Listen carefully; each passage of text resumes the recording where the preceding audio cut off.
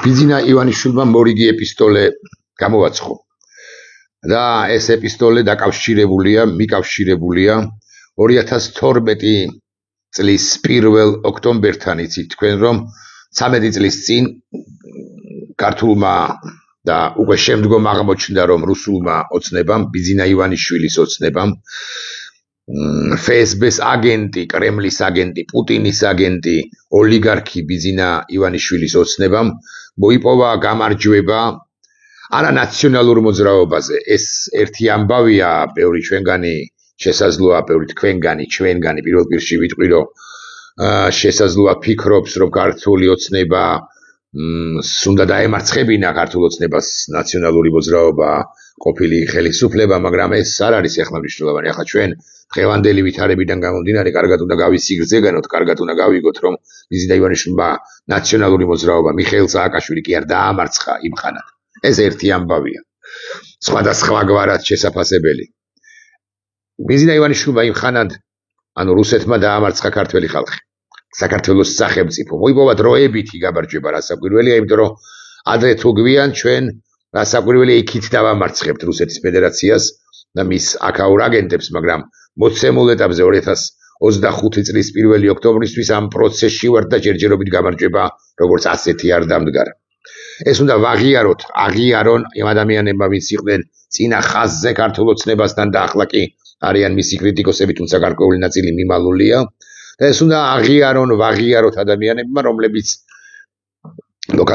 რომლებიც მიხეილ სააკაშვილის ხელისუფლებას უპირისპირდებოდით, ხაზს უსვავ, ვაკრიტიკებდით და უბრალოდ ვერ გავთვალეთ, რომ გამოხდებოდა ხანი და მალევე პრინციპში 2016 წლიდან, 18 წლიდან, 20 წლიდან, 22 წლიდან, 24 წლიდან საბოლოოდ ჩამოიხსნიდა ნიღაბს ქართული რუსული ოცნება უფრო ზუსტი რომ იყო ბიძინა ივანიშვილი და მისი ყველა მონამორჩილი და საქართველოს დესაკართველოიზაციის პროცესი დაიწყებდა. ეს ეპისტოლე აკითხარით რომ მიკავშირებულია სწორედ 2012 წლის 1 ოქტომბერთან და უამრავი ბოდვაა დასავლეთს ასე პირდაპირ ვერ ახსენებს და არ ახსენებს, თუმცა გარე მტრებზე ლაპარაკობს რომ სახეიცვალაო მტერმაო, ანუ იმას კი არ ამბობს და რუსეთს არ ახსენებს არც ერთი წამი და არც ერთ პასაჟში, არც ერთ სიტყვაში, წინადადებაში. ხო, რუსეთი ხსენებული არ არის ამ ტექსტში. სახეიცვალაო და მინიშნებაა რომ დასავლეთი გვებძვის ჩვენ და ის ვიძიწელი იმის ენაზე ვიტყვი, თურმე აქაო და ის იცავს საქართველოს დამოუკიდებლობას, სუვერენიტეტს და გაგიკვირდება და საკუთარ თავს უტოლებს ლამის ყველა დიდ მონარქს ჩვენი ქვეყნისა, ხოლო 2012 წლის 1 ოქტომბერს წერს დიდ საქართველოს ისტორიაში ყველაზე დიდ გამარჯვებათა შორის. 2012 წლის 1 ოქტომბერს მოხდა კონტრრევოლუცია. 2012 წლის 1 ოქტომბერს მოხდა რევანში ვარდების რევოლუციაზე. 2012 წლის 1 ოქტომბერს მოხდა რევანში 1991 წლის 9 აპრილზე ეს ყველა პატიოსანმა ადამიანმა, ვინც ასე თუ ისე ამა თუ იმ ფორმით პატარა ძაფით თუ ძაფუკათი არ არის მიკავშირებული ბიძინა ივანიშვილთან და ამ ოლიგარქიულ სისტემასთან, ეს უნდა აღიაროს, ეს უნდა ვაღიაროთ. მეცაც გეტყვით, გულში მაინც უნდა აღიარონ იმ მოქალაქეებმა, რომლებიც თუნდაც მიკავშირებულნი არიან ბიძინა ივანიშვილთან და მის სისტემასთან ძაფებით, მაგალითად ადმინ რესურსის წარმომადგენლებმა უნდა აღიარონ, მაგრამ ამას საჯაროდ ვერ ამბობენ, ვერ წარმოთქვამენ, მათ თვითონ უნდა უგასრავად სიტყვისთვის და უთყდებოდეთ, ისიც რომ ვერ ამბობენ და ისიც რომ 2012 წლის 1 ოქტომბრის შემდეგ 13 წლის თავზე, 1 ოქტომბრიდან 13 წლის თავზე, ჯერაც არიან თუნდაც პასიური მომხრეები ბიძინა ივანიშვილისა, არავინ სთხოვს, უბრალოდ ყველას სთხოვს გამოსვლას ქუჩაში, მაგრამ თუ ვერ გამოდიან, აი ის კი მინიმუმ ის კი უნდა თქვან, რომ არ შეეწინააღმდეგებიან ქართველი ხალხის ბრძოლას ივანიშვილის ცისთვის ბრძოლას და საქართველოსთვის ბრძოლას ქართველი ხალხისა. ამ ბოდვას რასაკვირველია, მიუხედავად იმისა, რომ ცდურება მქონდა, მე ვერ გაგაცნობთ, ეს მეორე დუბლია, აქვე გეტყვით. პირველი დუბლი გამომივიდა 48 წუთი არის, იმიტომ რომ ასე ჩავეკირკიტე და ამოვკრიბე ცალკეული ყველა არათან, ცალკეული პასაჟები და დავიწყე კრიტიკაც არასწორი სიტყვა, გადანადგურება ბიზინა ივანიშვილის ამ ბოდვისა და პერსონალურად ბიზინა ივანიშვილისა. ისიც თქვი, რომ არ ვიცი ვინ უწერს ტექსტს, მაგრამ გლის ტყავში თუ დათვის ტყავში თუ არ ვიცი ის ტყავში გახვეული გია მურღულიასთვის რომ მეკითხა ის იმას მაინც ეთყოდა რომ 1 ოქტომბერი ასე არ იწერება 1 ოქტომბერი გასაკვირველი არა აქ უნდა იყოს ერთიანი მერე ტირე მერე ლი და მერე უკვე ოქტომბერი იქნება სექტემბერი იქნება თუ მარტი რა მნიშვნელობა აქვს ანუ 1 იწერება ასე ამას პრინციპში არა მხოლოდ მის გასაგონად ვამბობ არამედ ვამბობ მათ შორის ჩვენიანთა გასაგონადაც ბევრი ცდება და ასე წერს ხოლმე 1 ოქტომბერი, 1 ნოემბერი, 1 რაღაცა მარტი თუ ასე შემდეგ. ასევე მეორე შეცდობა ეკითხა ვასილ მაღლაფერიძესათვის და არა ამ უკანასკნელს შესაძლოა ვერც ეპასუხა კარგად, იმიტომ რომ იბნევიან ხოლმე როგორც წესი დამხრეთ ვერბალურად დამხრეთ ბიზინა ივანიშვილთან, მაგრამ უნდა იცოდეს მან თუ სხვებმაც უნდა იცოდნენ, რომ იღწვის ასე არ იწერება, იღვის ასე იწერება, ღვაწლია და არა ღვაწლის რაღაცა ვეღარ წარმოვთქვი ის სიტყვა. კარგით, ამ გრამატიკულ შეცდომებზე ასევე არასწორად ჩაადასმულ რამდენიმე სასვენნიშანზე ყურადღების გამახვილება ცხადია არ ღირს, მაგრამ მაინც თუმცა მეორე მხრივ რაღაცა 13 წელია ის სიმბოლურად თითქოს გავიდა 2012 წლის 1 ოქტომბრიდან მე გამახსენდა გალაქტიონ ტაბიძის ენაზე ვილაპარაკეთ, გრამატიკაზე ვილაპარაკეთ, ერთი პასაჟი ლიტერატურაზე თქვენის ნებართვით გალაქტიონ ტაბიძის 13 წლის ხარდა შეიტყვია, 13 წლის ხარდა შეიტყვია, სულ სხვა რამეს ეძღნება, სულ სხვა რამეს ეხება, სულ სხვა კონტექსტია, სულ სხვა ამბავია. იქ მაგრამ მე კი შემომახსენდა და გალაქტიონი ამბობს 13 წლის ხარდა შეიტყვია ჭაღარაგულის ზმანებავი ჩააწყვეთ რიგში 13 ტყვია 13 ჯერ უნდა მოვიკლა თავი დიახ 13 წლის ახალგაზრდის ვნებებზეც ვამახვირებთ ჩვენ რასაკვირველია ყურადღებას 13 ჯერ რომ უნდა მოიკლას თავი ყველა თინეიჯერმა ასე რომ ვამბობთ ისეთი ვნებები ისეთი ემოციები ისეთი დუღილებია იმ ადამიანების 13 წლის ადამიანების გულსა თუ სულში მაგრამ აქ ჩვენ მაინც რაღაც სახელმწიფოზე გადავიტანეთ ყურადღება სახელმწიფოზე გადაგვაქვს და უკლებლივ ყველას არაპირდაპირ მნიშვნელობით ცხადია მოსაკლავი გ ვაქვს თავი ვინც მიხეილ სააკაშვილს აკრიტიკებდა მიხეილ სააკაშვილს აკრიტიკებდა და ამასობაში მხარი შემოეჭირა ბიზინა ივანიშვილისათვის, რომელიც 13 წლის თავზე მით უფრო აღმოჩნდა, რომ მტერთა შორის ყველაზე დიდი მტერია. გალაქტიონი იმ ლექსში ამგრძელებს ასე გაივლის კიდევ 13 წელი, მოახლოვდება გზა 26, ჩვენ არა გვაქვს ეგრამაგის პასუხია კიდევ 13 წელი, იმიტომ რომ ბიზინა ივანიშვილი აჩქარებს და დააჩქარებს საქართველოს დანგრევას დარჩენილი 13 წლის განმავლობაში, მაგრამ გალაქტიონი რასაც ამბობს იმას კი მოგახსენებთ, მოახლოვდება გზა 26,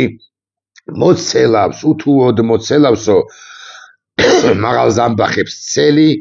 ატირდება დრო და ჩვენი ლექსი ატირდება მთელი ქართველი ხალხი, ყველა აბსოლუტურად ისინიც კი ატირდებიან,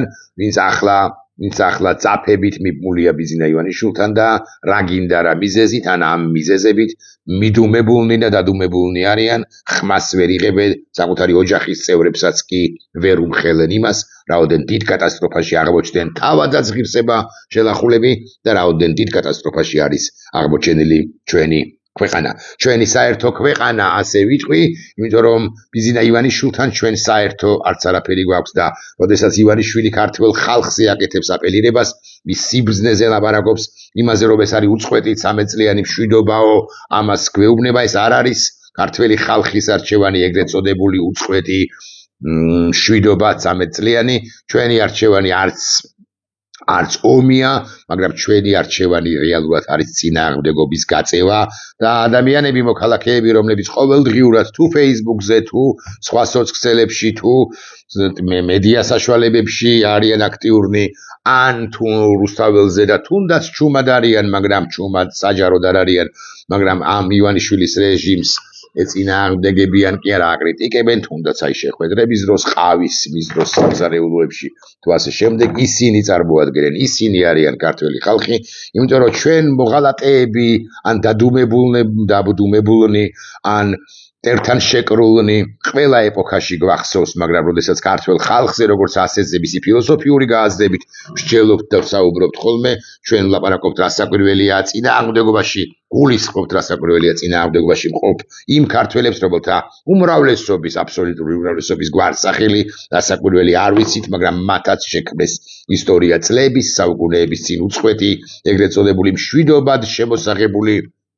ეს მდგომარეობა, ეს არის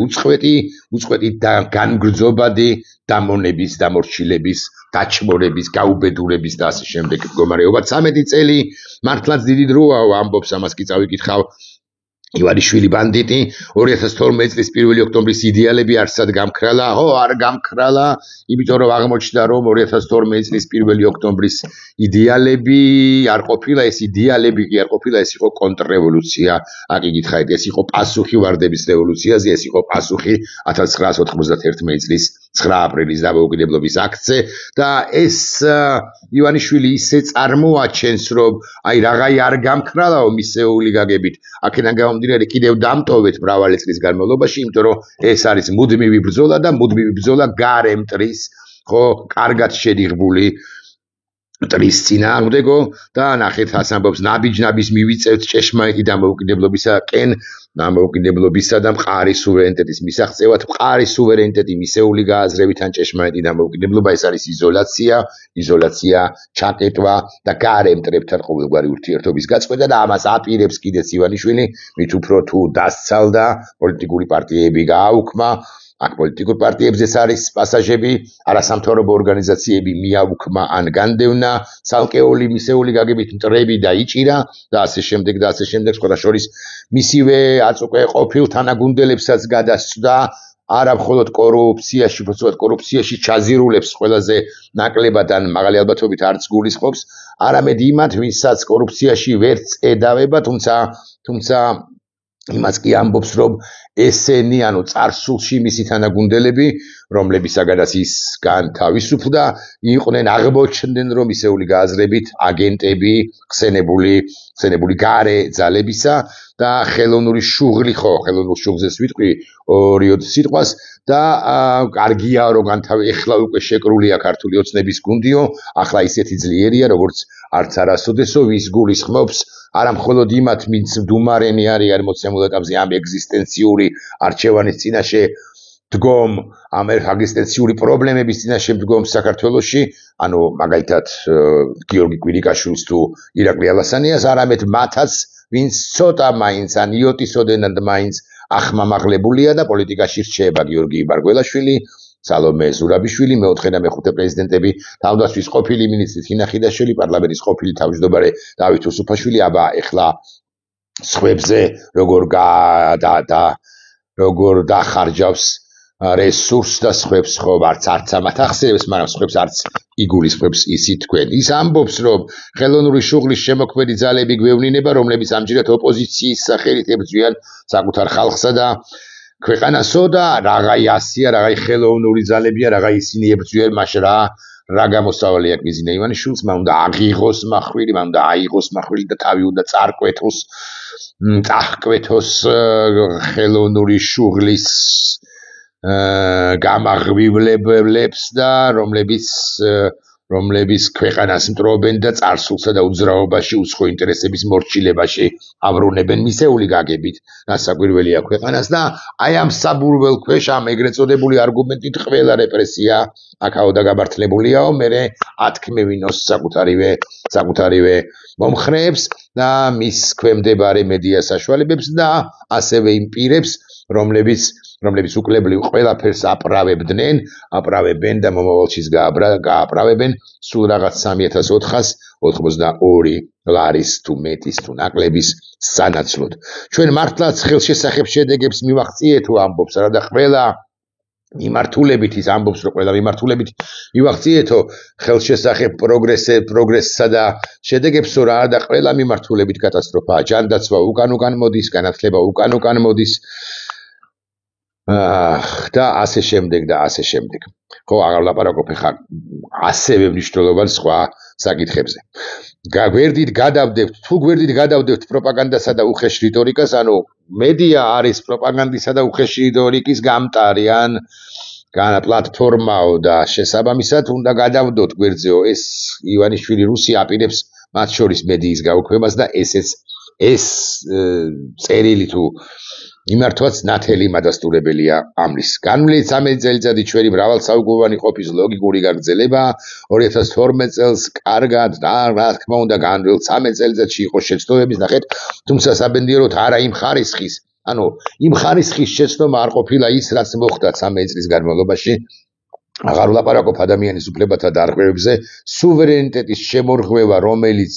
მოხდა სწორედ 13 წლის განმავლობაში დამატებით, მე ყველა სიტყვას მეტნაკლებად ზუსტად ხმარობ, არ ყოფილა იმ ხარისხის შეცდომა. 670 მილიონი, 700 მილიონი შავი ფული რო შემოვიდა ერთ ჯიხურში, ეს არ ყოფილა თურმე. კორუფციით, ნარკოკარტელებით, კოლცენტრებით, მისივე ნათესავების კოლცენტრებით რომ გაივსო თურმე ჩვენი ქვეყანა, ეს არ ყოფილა არანაირი შეცდომა და მუხანათური ღალატიც კი იყო, სწორედ აქ ახსენებს მუხანათურიო ღალატი გუნდის, უშუალოდ გუნდის შიგნითაცო მუხანათური ღალატის ავტორი, ხო, ალბათ მაინც გიორგი გახარიას გულისხმობს, სალომე ზურაბიშვილს გულისხმობს და ნაკლებად გულისხმობს ჩემს მიერ უკვე ხსენებულ ირაკლი ალასანიას, რომელიც აქ იგითხარით გარიდებულია პოლიტიკას და პოლიტიკიდან წასული და ბიზნესმენის ეს ასაკურველია მეტისმეტად კომფორტულია, იმიტომ რომ ირაკლი ალასანია, რომელიც ოდესღაც თავდაცვის მინისტრი იყო, ესეთი მძიმეწონიანი პოლიტიკოსების პოლიტიკაში ყოფნა მით უფრო ის ოპოზიციაში, ივანიშვილს ასაკურველია მეტ პრობლემას შეუქმნიდა, ესეც უნდა ვთქვა. ხო, მოკლედ აქ რაღაცა ბოდიში ამ სიტყვისთვის და ბალამუტია სუვერენიტეტზე ისეული წარმოდგენებია, მაგრამ მე ახლა სკროლავ და ვერ დავამთავრე ამ ფონზე, მე 4 ოქტომბერზე გადადის, ამდენად მნიშვნელოვანია 4 ოქტომბერი და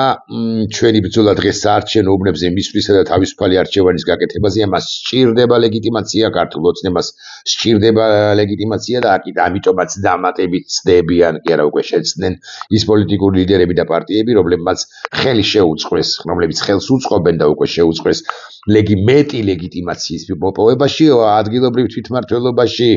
მათი მონაწილეობა ქართული ოცნების სრულ ლეგიტიმაციას მაინც ვერ უზრუნველყოფს, ვერ განაპირობებს და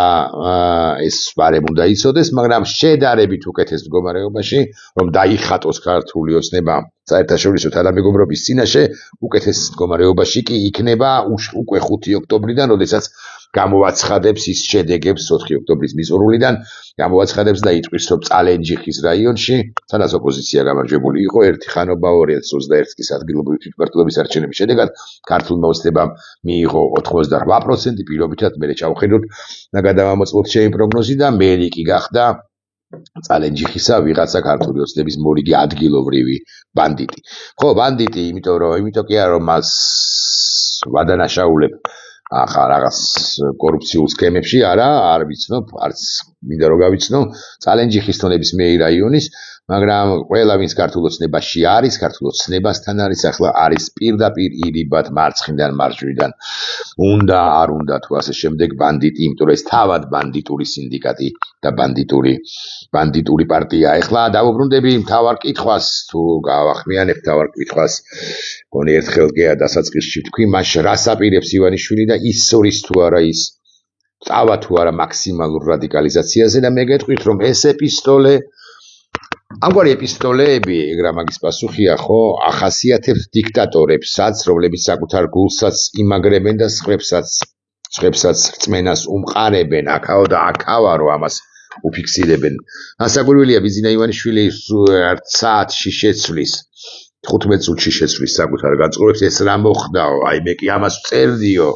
ამოს გარეთ ხილები ასე აკეთებენ, მაგრამ თურმე სხვაგვარად ყოფილა ვითარებაო. შეიძლება არ შეცვალოს და მე შეიძლება ვცდები და ბოლომდე მიაწვეს ამ ჩვენებას. შეიძლება ასეც მოხდეს. მაგრამ დიქტატორებს საერთოდ ახასიათებთ ეს საკუთარი თვითგამაგრება დასალიერის, აი მოცელავს მაღალ ზამბახებს ცელის ჟამს. და მათი ცე, მათი ზამბახი, ეს ზამბახები თუ იცელებიან, კისერი თუ წყდებათ, ხო? თუ თავდახრილი თავთავები იქნებიან გარკვეული პერიოდის შემდეგ, ხო, ეს შერჩება ისტორიას, როგორც მორიგი ბოდვა ამ შემთხვევაში დიქტატორი ივანიშვილისა. მაგრამ როგორც ჩანს, მეორე ვერსიაც არსებობს იმასთან დაკავშირებით, რომ ბიზინა ივანიშვილი და ეს ვერსია ძალიან არგუმენტირებული საფუძვლიანი ვერსია, რომ ივანიშვილი ბოლომდე ჩაებღაუჭება საკუთარ ძალაუფლებას. აქაო და ყველაზე მაგარი ვარო, მე გიხსენით დიქტატურისაგან და ახლა სწორედ მე გიცავთ და ქართული ოცნება ამ გარე ძალებისაგანო, მე ვამბობ, რომ ეს რაც ხდება საქართველოში უნდა იყოს ისე, როგორც მე ვამბობო და აქედან გამომდინარე ყველაფერს გავაკეთებ ძალაუფლების შენარჩუნებისთვის, იმიტომ რომ არ იცით თქვენ უგვანებო და ასრულელებო, რამდენად მაგარი კაცი ვარ მე, რამდენად დიდი სახელი უკვე დავტოვე და მომავალშიც მინდა რომ დავტოვო ამ ქვეყნის ისტორიაშიო მოღალატე ითქვის ამას. ამიტომ ის ყველაფერზე წავა გადამწვავების შემთხვევაშიც კი ამ ვერსიის თანახმად არავის არ ვაშინებ რა საკვირველია, არ ვამბობ იმას რომ ჩვენ სხვა რამე უნდა გავაკეთოთ, ჩვენ უნდა გამოვიდეთ ქუჩაში ცხადია, მაგრამ ბიზინა ივანიშვილი საკუთარი ტიტუშკებით და არა ტიტუშკებით, გედედეთი და არა გედედეთი ის შეიძლება წავიდეს უკიდურეს გამწვავებაზე. მე ახლა ეს პასაჟები რომ დავიწყეს, სულ მინდა რომ ავწდე იმ სიტყვას, რას გულისხმობ უკიდურეს გამწვავებაში, ოკეი, ვერ ავწდი, ის სულის თუ არა ის, მოდი ასე ვთქვათ, ჰაერში. სხვა სიტყვას ვერ ვიხმარ თქვენის ნებართვით, რომ ემანდ მართლა არ დაფრთხით. ჰაერში ისვრის თუ არა და როგორც ჩანს ის აპირებს ან განიხილავს რომ ისროლოს. და მე კიდე ერთი ეპისტოლე გამოვაცხოს, რომ რაოდენ აუცილებელი იყო ჰაერში სროლა.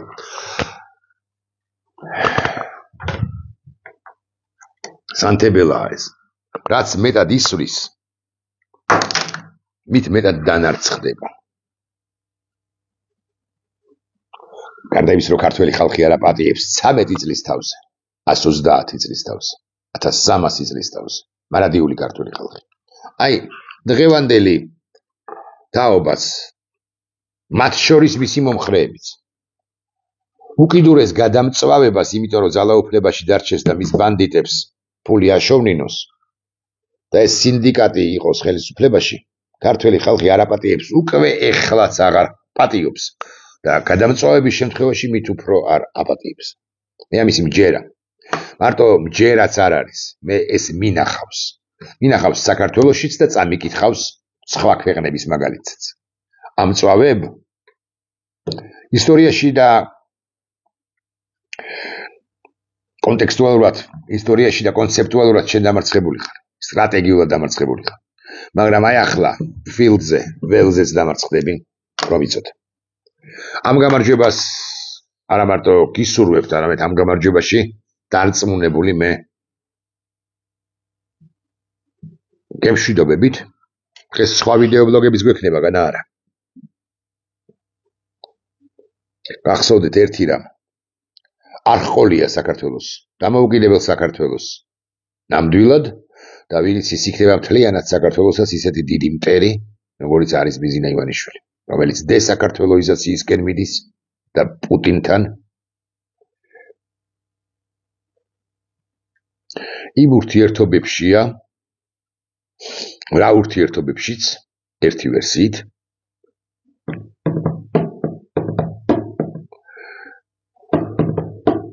თავად პუტინი იყო მედვედევთან. თუ რამ ცუდი იფიქრეთ, ან არასტანდარტული, ეს არ მიგულისხმია. პუტინი და მედვედევი ერთმანეთთან ძალიან ახლო ურთიერთობაში იყვნენ, ყოველდღიურად ელაპარაკებოდა ვლადიმირი დიმიტრის. ნახვამდის.